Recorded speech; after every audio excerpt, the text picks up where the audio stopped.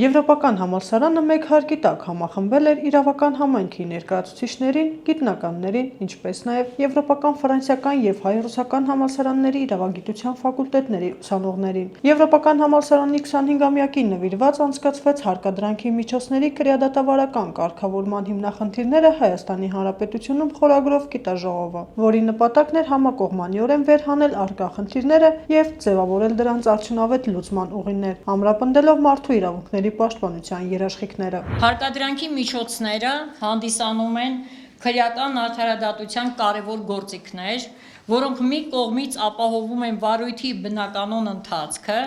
իսկ մյուս կողմից անմիջականորեն առնչվում են անձի հիմնարար իրավունքների և ազատությունների սահմանափակմանը։ Գիտաժողովի շրջանակում տարբեր թեմաների շուրջ բանախոսություններով հանդես եկան իրավաբանական համայնքի ներկայացուցիչները, ներկայացնելով ոլորտային խնդիրների վերաբերյալ իրենց մասնագիտական դիտարկումներն ու մոտեցումները։ Հայաստանի Հանրապետության վաստակավոր իրավաբան պրոֆեսոր Արթուր Ղամբարյանն ունկնդիրներին ներկայացրեց մեղադրանքի օրինականության դատական ստուգումը կալանքը որպես խափանման միջոց կիրառելիս թեման։ Նա ընդգծեց, որ վերջին տարիներին միջդատական վարույթում առավել հաճախ է քննարկվում թույլատրելիության հարցը։ Որպես մեղադրյալ ներգրավելու որոշումը կամ մեղադրանքի որոշումը միջդատական վարույթում դատարանների կողմից ստուգելու հարցը եղել է փակված հարց։ Այսինքն միշտ դրվել է արգելք տաբու, որ միջդատական վարույթում դատարանը որևէ ձևաչափով իրավասու չէ գնահատել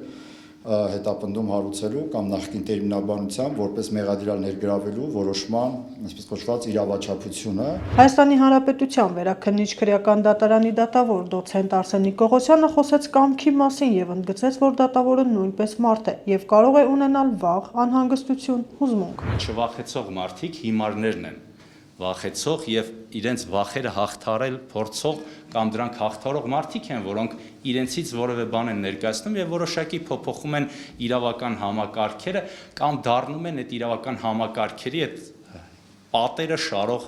վարպետները։ Երևանի առաջին ատյանի ընդհանուր իրավասության քրեական դատարանի դատավոր Ջոն Հայրապետյանն էլ խոսեց ոչ քրեաիրավական վեճերից բխող ենթադրյալ խախտումների գնահատման սահմանները հիմնավոր կասկածը հաստատելիս թեմայի շուրջ։ Այս թեմայի արդիականությունը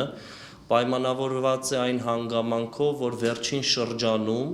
դատարաններում բազմաթիվ կալանավորման միջնորդություններ են մուտք լինում, կապված դրանց հետ համակցված քննվող կամ արդեն իսկ ավարտված քաղաքացիաիրավական վեճերով։